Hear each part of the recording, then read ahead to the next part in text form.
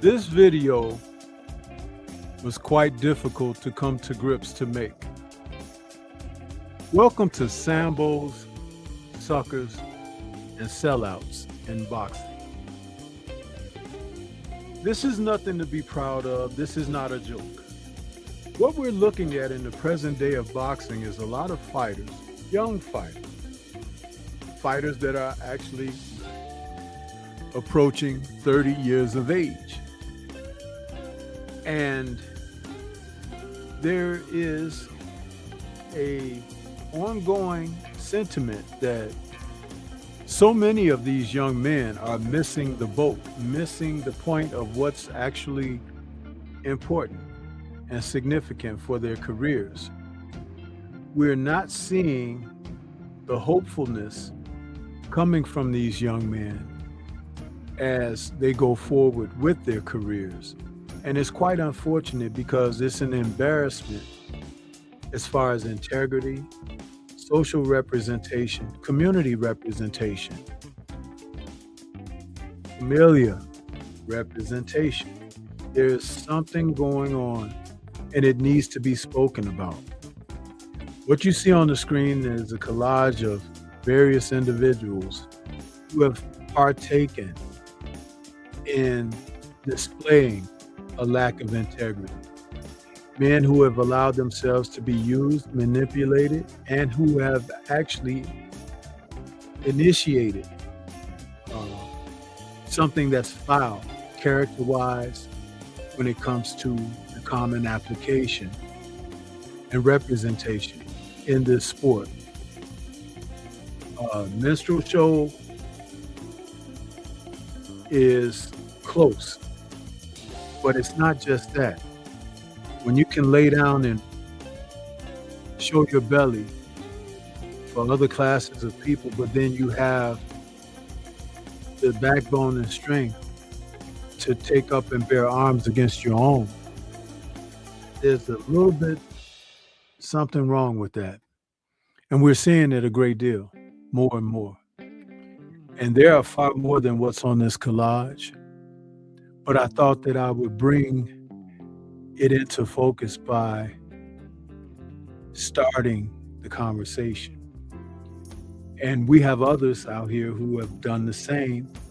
But of course, this is only my little bit to share with my thoughts on it, even to a degree of revealing, things that are being said. For an example, one moment of this soundbite, and you'll see exactly what I'm talking about. Devin's gonna say that and then go all price himself like he always does. Don't bring up Devin Haney. Devin Haney called out everybody. Don't fight nobody. But you lined up. And on top of that, aside from that, I mean, I knock him out cold. He gonna sue me. He can say what. You see, that was Rolando Rolly Romero when faced with an inquiry of whether or not he'd be interested in facing Devin Haney.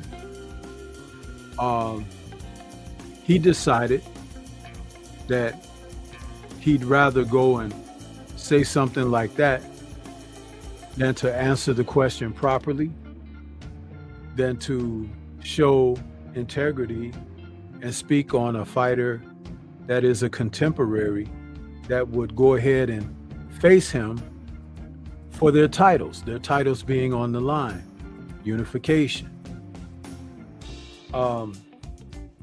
Instead, Rolly has shown the desire to want to face the likes of Manny Pacquiao, a man that's 50 years old, way beyond where he stood in the sport at one time.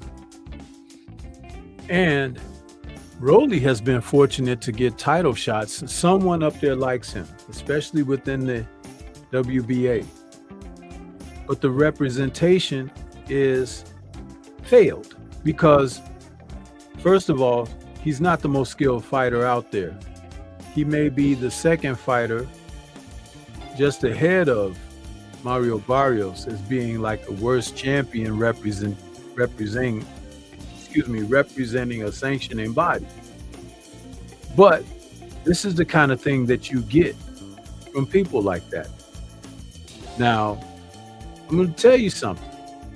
There are other fighters further along that have shown similar traits, characteristics, qualities.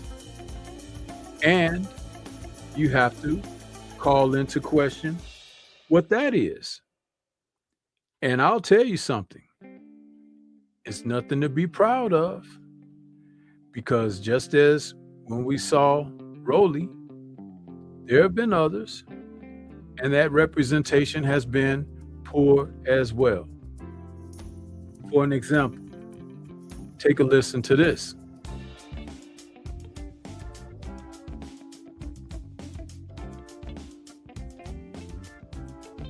I don't know. If it's not Terrence, you must have a hit list. Can you name some guys that are on that? I don't have a hit list. I just want to fight. I don't care who it is. I don't care if it's Terrence, Spence, anybody in 154, anybody in 47. I just want to fight. I don't care who it is. One name you didn't mention there, our UK stable includes Conor Benn. I know he teased something on his Instagram the other day about, Ben versus Ennis. Is that a fight that you would potentially entertain? Yeah, I'll fight anybody. I don't care who it is.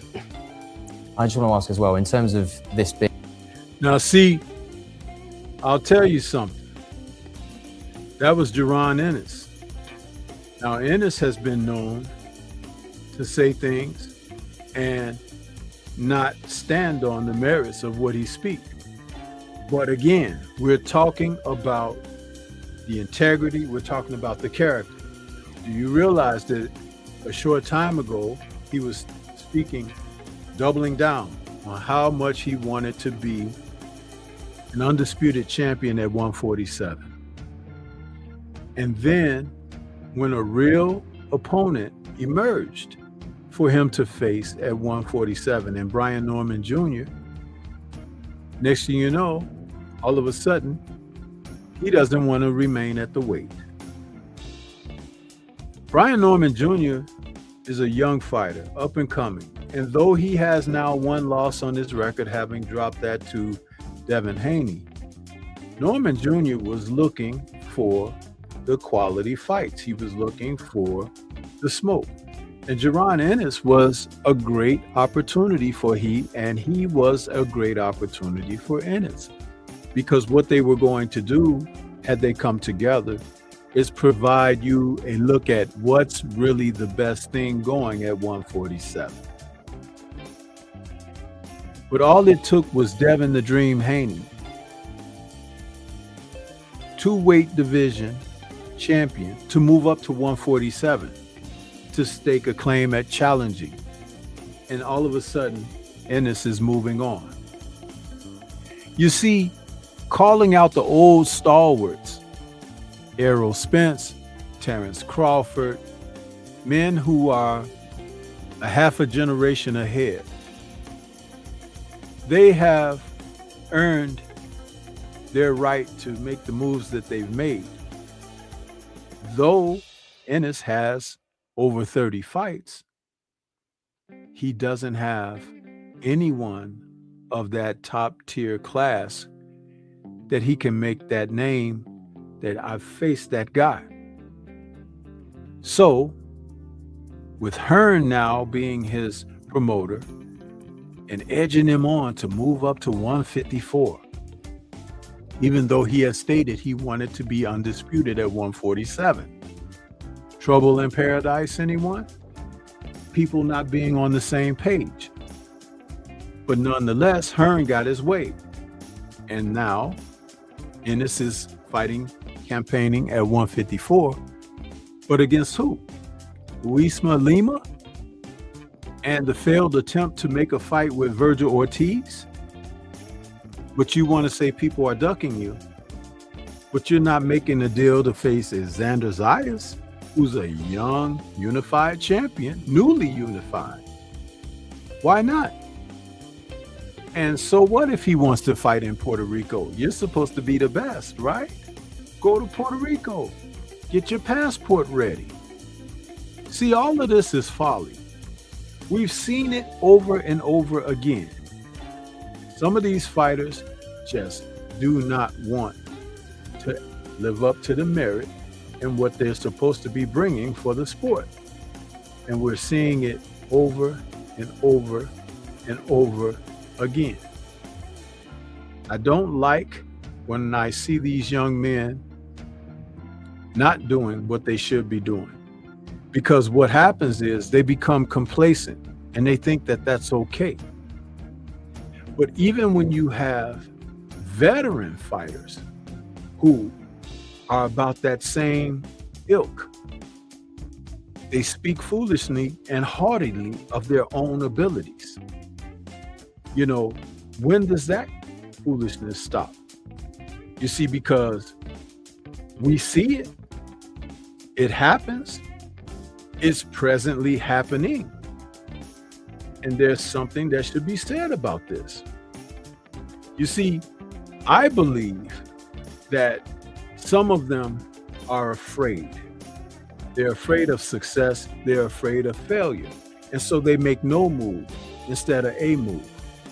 But the right move is when you have been schooled, educated, brought up to speed on what it's truly all about.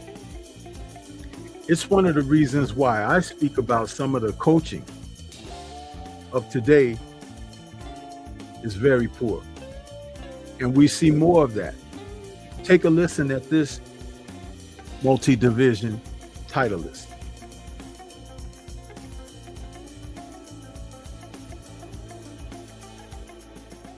He got caught. He got caught. Yeah. So like, I don't know. Like for me personally, if you got caught, it's like I can't give you the credit for that. I don't give him credit for that night with Devin. Yeah, but steroids don't help you land punches. I get They help you recover in training. They help you train a little harder. They might give you a little bit more power, but that left hook was on point.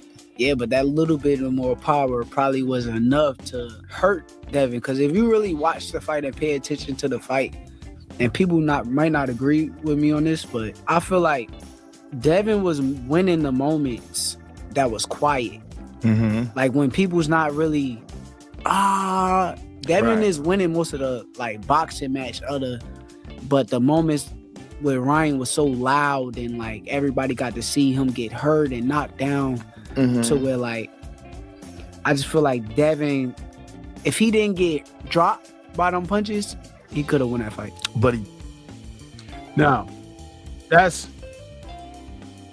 the one that I refer to as Shitty Cuz on Joe Rogan, speaking to Rogan about Devin Haney, Ryan Garcia, their performance, and a little bit of the fallout behind what transpired when the two came together to fight. Shakur could sit there in front of Rogan and state what's clearly an acknowledgement that Ryan didn't come in on the up and up.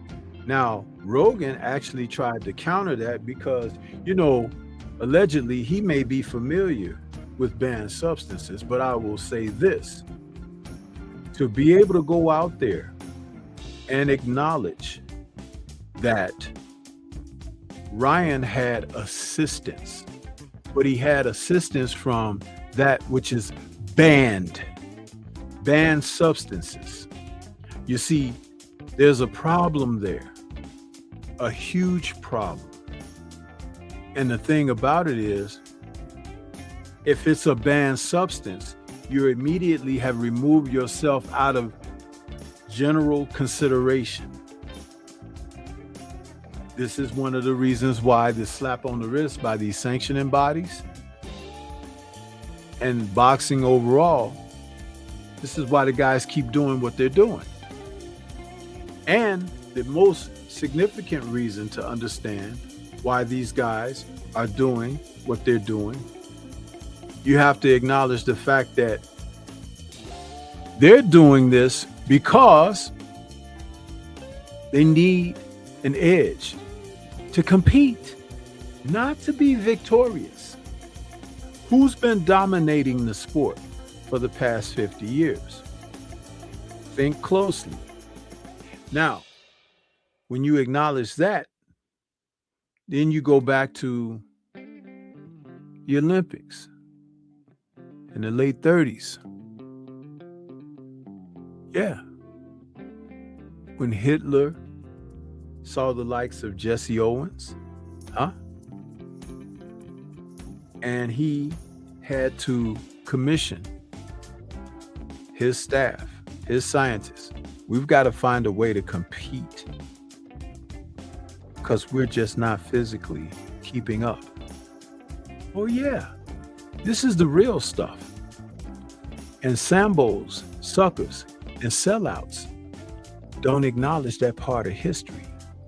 However, they participate in the areas of the sport in which the true acknowledgement of the superior athletes is written in stone, but they refuse to see it because they don't study. But not only self-approval, but self-awareness. This is where we are today. And I'm going to tell you, it's not going to end well for them. They will be mere footnotes in the pages and annals of boxing history, while another generation will come along and they will do some things to totally be remembered for and acknowledged for. But not these guys.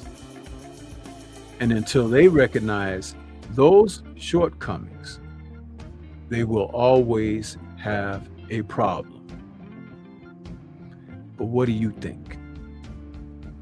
This is Stormy B-Man. Shout out to the mighty LDBC and Liberated Perspective, third eye view of the world. For more content such as this, please like, comment, subscribe, and share. Let me know what your thoughts are on this subject. Peace to everyone out there, and everyone please remain safe.